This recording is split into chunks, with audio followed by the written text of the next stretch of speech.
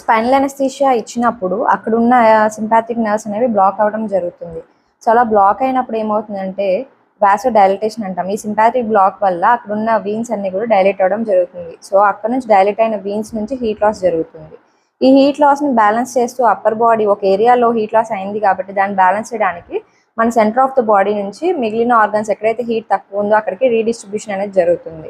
So ఓవరాల్గా core టెంపరేచర్లో అంటే మన కోర్ బాడీ టెంపరేచర్ అనేది తగ్గడం వలన దాన్ని హీట్ జనరేట్ చేసే ప్రాసెస్లో మజిల్స్ అన్ని కూడా కంట్రాక్ట్ అవ్వడం జరుగుతుంది. సో ఇదే షివరింగ్ అంటున్నాం. సో ఈ షివరింగ్ అనేది 4 గ్రేడ్స్లో ఉంటుందండి. గ్రేడ్ 0 అంటే అసలు ఏమీ ఉండదు. గ్రేడ్ 1లో ఓన్లీ ఫేస్లో మనకి టీత్ అనేవి గట్టిగా ఇలాగా మనకి షివరింగ్ అయినప్పుడు ఎలా కొట్టుకుంటాయి అలా కొట్టుకోవడం, లేదా ఫేస్ మజిల్స్ అన్ని కూడా వైబ్రేట్ అవ్వడం అట్లా మనం చూస్తాం. గ్రేడ్ 2లో ఏంటి అంటే ఓన్లీ 1 గ్రూప్ ఆఫ్ మజిల్స్ అనేవి కంట్రాక్ట్ అవుతాయండి. గ్రేడ్ 3లో మోర్ దెన్ 1 గ్రూప్ ఆఫ్ మజిల్స్లో షివరింగ్ మనం చూస్తాం. గ్రేడ్ 4లో ఓవరాల్ మజిల్స్ అన్ని కూడా షివరింగ్